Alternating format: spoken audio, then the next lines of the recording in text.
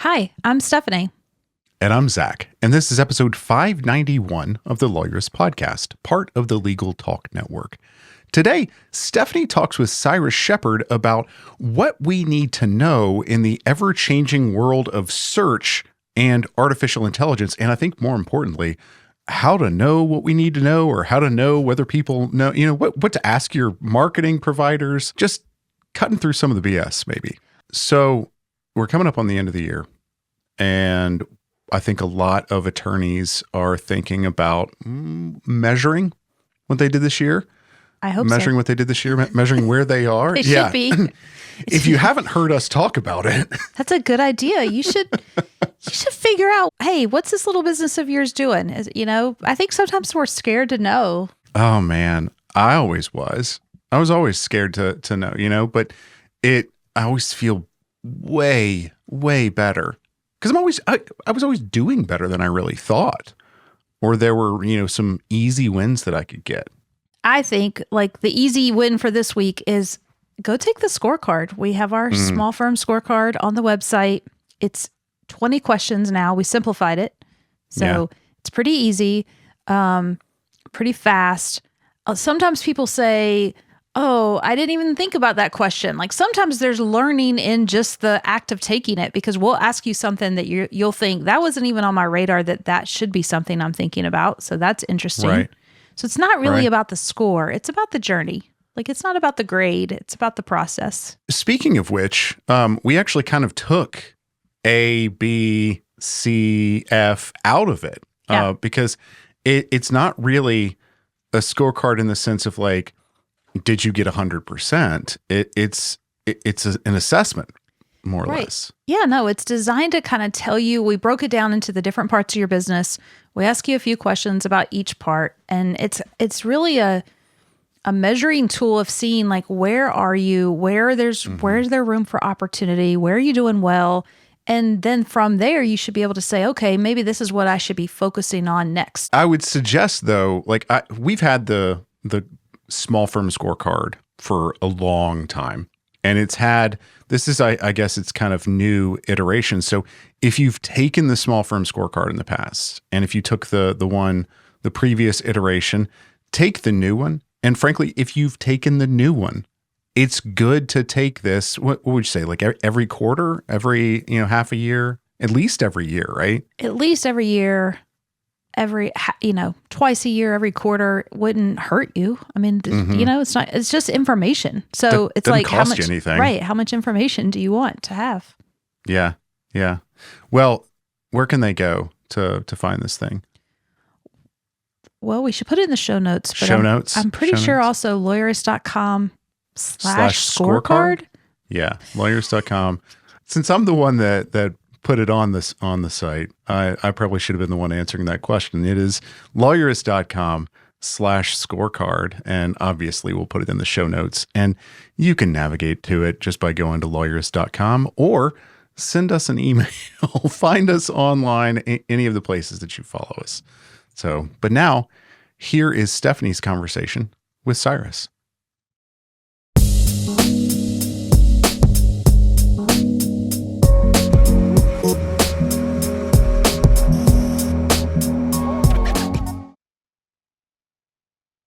My name is Cyrus Shepard. I work in the SEO industry. I'm a long-time traditional SEO person.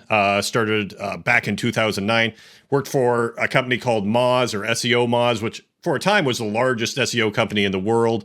Now I'm an independent consultant, working with a lot of startups, a lot of technology companies. I have worked with law firms, have a couple of law firm clients, so I'm very familiar with the space. And I'm like everybody else, I'm dealing with all these rapid changes in SEO and Google with AI.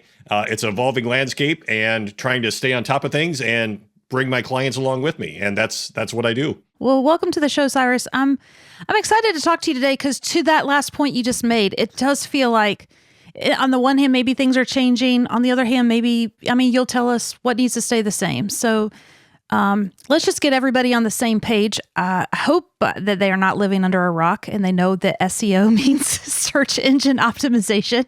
But we should just ground set and make sure that people know like how we always say the algorithms, but for the most part, it's Google, right? Like we're always worried about, that seems to be the big, huge monster in the room. Yeah, Google and increasingly OpenAI, ChatGPT, taking, people are spending a lot of time on ChatGPT. It's not producing a huge amount of traffic for a lot of people, but that's where increasingly brands are having some visibility, and it's a different model. And also with Google in particular, a couple of years ago, they started introducing the AI overviews at the top of search results, and that's had a huge change in user behavior and also traffic that we see to individual websites. So there's a lot of moving parts. A lot is changing. A lot's going on. Yeah.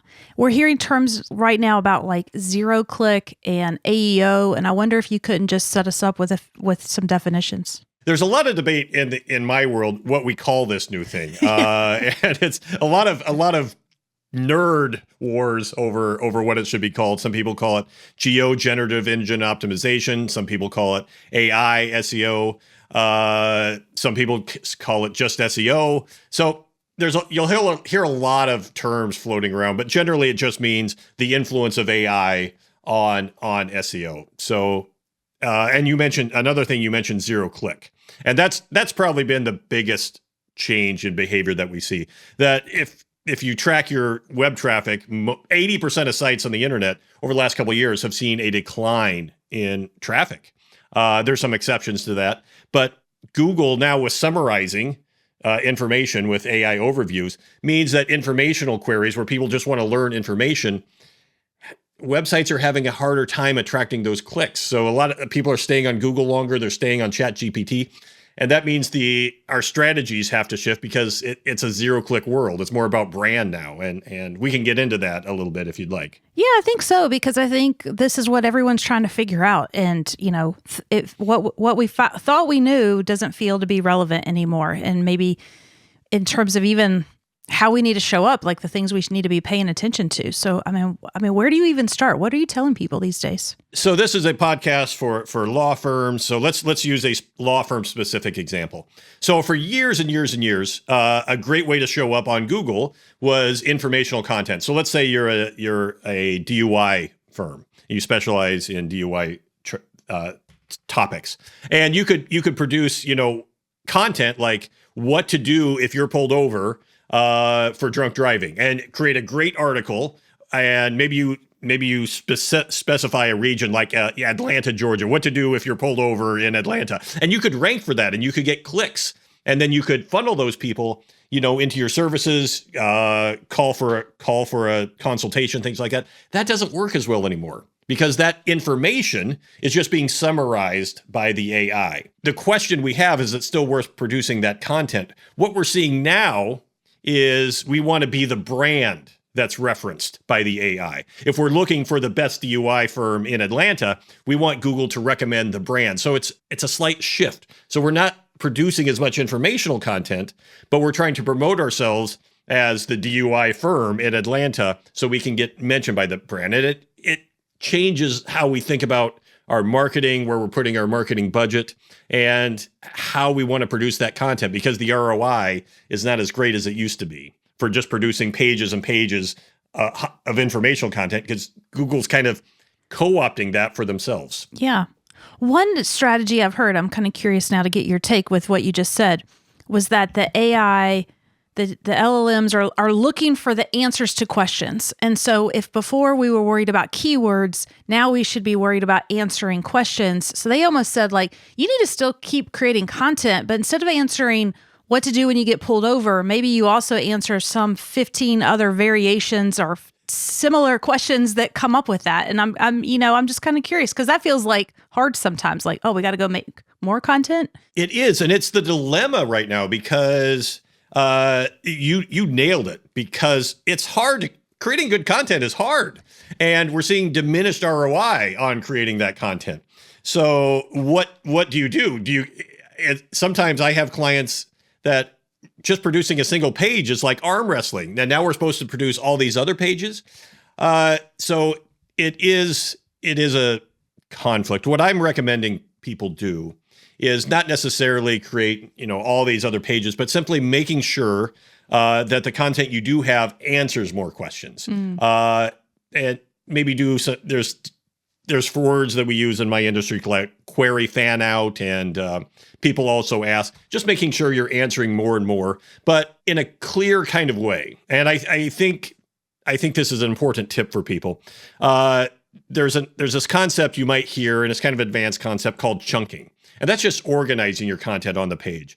I see this with a lot of attorneys. They write their content and it's just blocks and blocks of text. We need to make sure we're organizing it so that LLMs can read it. And that means chunking into very small sections, questions, answers, and formatting it in a way that you're promoting your brand. So let's say your name is McKenzie Law Firm. McKenzie Law Firm is a DUI agency that helps people charged with drunk driving.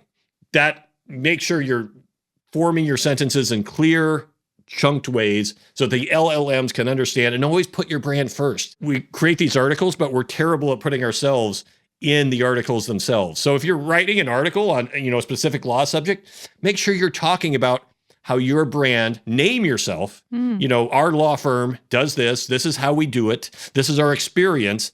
Don't just write a general informational article. Make sure you're marketing yourself within that article. That's a great point, because I'm just sitting here thinking about the last blogs I've written, and I don't normally talk about at Lawyerist, we do we do these things, right? But that seems like a good little tweak. So let's talk about this for a second, because this is something that a lot of people, even in my industry, are missing. A couple years ago, Google has this concept called EAT, experience, expertise, authority. A couple years ago, when AI was introduced, they realized that the internet was going to be flooded with AI articles. So they introduced a new concept called experience. And they have all these algorithms and these army of human quality raters that look at your content and try to evaluate how much experience you have in writing this content. Because they're trying to separate out the AI content, because they don't really want it. So when you're creating these articles, you need to demonstrate experience, firsthand experience. We do this. We are experts in XYZ, and this is how we do it. Explain your methodology. We sit down with you. We research your case. We go through the documents. And it may seem obvious, but most people aren't really good at this. And a lot of law firm sites don't really demonstrate their own expertise except on, some of their main landing pages. So putting that in every piece of content, that's going to help you. Yeah. So a lot. And I feel like we also have to kind of get over, we're sort of taught not to brag. We can't call ourselves experts, like, officially. And so we're always worried about sort of putting ourselves out there in this role. But what I'm hearing is, like, we got to get over that, and we got to be able to talk about how we help clients, because it's important. I mean, it actually probably makes for pretty good copy too. So the AI systems, generally there's a rule in SEO, but also AI.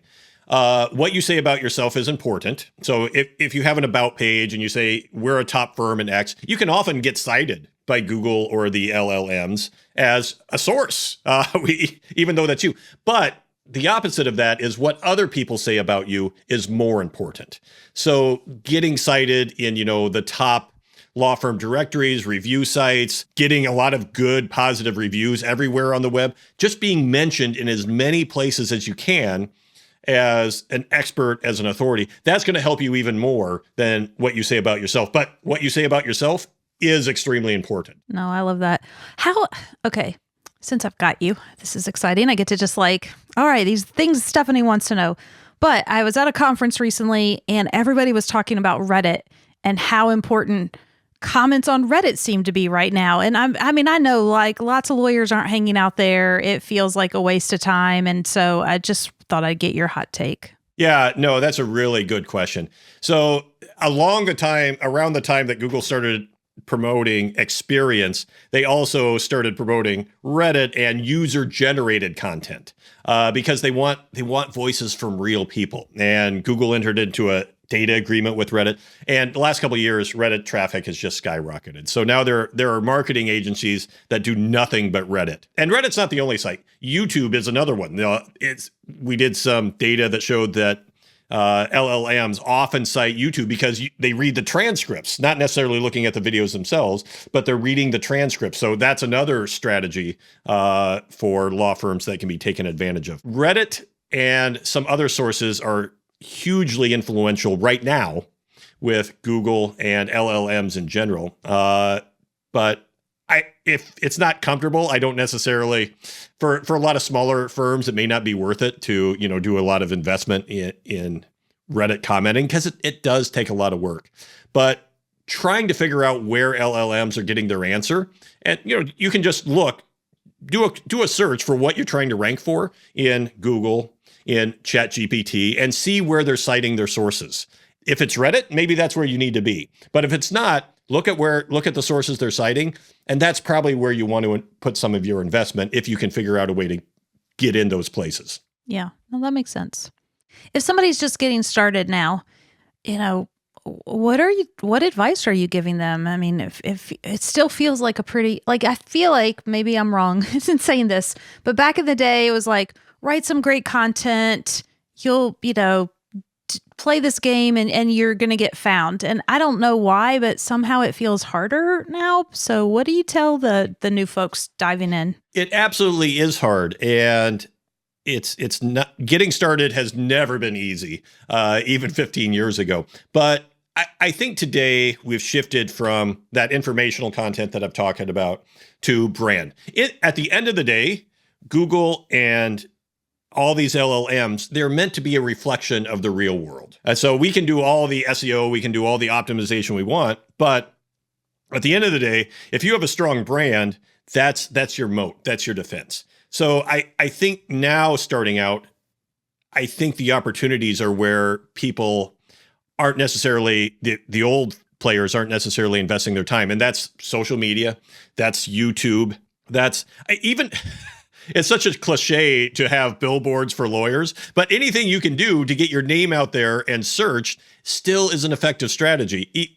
Late night television commercials, things like, if your budget allows it, things like that. It's just getting yourself in as many places as you can and getting your brand out there. And this is the shift. In the old days, you tried to rank for specific keywords, DUI attorney Atlanta. Today, I want the name of the brand, the name of the firm, to be the focus. So whatever the name of your firm is, I want that to be mentioned as much as possible. And you still have your content on, whatever your legal focus is, but it's your brand. Just get it out there. And, whether it's participating in your local chamber of commerce or, webinars such as this. I'm a big fan of webinars because listen, we're going to publish this show and you're going to publish it. There'll be some show notes. My name will probably come up, in different places. That helps my brand. Exactly. That's one of the reasons I do podcasts like this. So podcasts I think are kind of an underutilized tactic with law firms right now because there's such a huge interest. So doing things like this, just getting your brand out there, not worrying so much about the keywords, that's the way to get going. And just get that flywheel going. It's hard, but if it was easy, everybody would do it. Well, shifting gears, let's focus on there's a lot of folks out there who either want to get started working with an agency or maybe they're working with an agency already. And what questions should they be asking to really test if they're getting sound advice? I saw a friend of mine who has an agency for lawyers post it today, and he was like, listen, there's a lot of people out there selling you guys some oil right now. And, and lawyers, sadly, we don't have the information to know if the magic potion that they're promising us is even valid. So I'd love your take on how do we vet the agencies better? That is a really good question. I work with a lot of, law SEO agencies that specialize in law firm SEO. And I totally agree with you. It's a landmine field out there because so many agencies are using way outdated tactics that were important 10 years ago, but in the shifting landscape, they really aren't. So I think what you have to do, I actually used to work as a Google quality rater, and we would go and research the reputation of websites. So I think you have to do that too. So don't trust what an agency says about itself. Never trust what an agency says about research, Google that agency and look at every review, look at client testimonials, client stories, and be wary. Be very, very wary, especially because, they're probably collecting those Google reviews themselves or prompting people, but you have to dive deep. I maintain a list of, law firm, SEO agencies myself, and I know how hard it is. But also do a lot of the marketing yourself. Things like this, the podcast, get out there, write for law journals, submit your articles, try to build your reputations, talk at conferences, all those authority signals that Google and LLMs are looking for. Get out there and do the work. Don't trust your SEO agency to do all that work for you, because they're just trying to prop you up. You have to prop yourself up as well. Yeah. And then I guess maybe to wrap up, because you did mention some of the outdated tactics, what are some of the key metrics that you think we should be paying attention to now, and have those shifted in this world of AI and how it's impacting everything? We really want to focus on conversions, the leads that you're getting, not so much traffic anymore because that's gone down. There's a lot of, and rank. We used to just do rank tracking. That's not as reliable metric anymore. It correlates, but it's hard because you can rank number one and not get 0 clicks. So focus on leads. There's a lot of tools out there that are now tracking your visibility in AI answers. We're not quite sure of the value of that. I hate to end on this question because it's really hard. We don't really know what the new metrics are. But focus on the leads, focus on your business, focus on your bottom dollar. And that's probably our North Star until we get a little more clarity. Yeah, that makes sense. And maybe for some people just to hear, hey guys, if you don't have this all figured out, like sadly, neither do the experts. And there's some comfort in knowing you're not alone.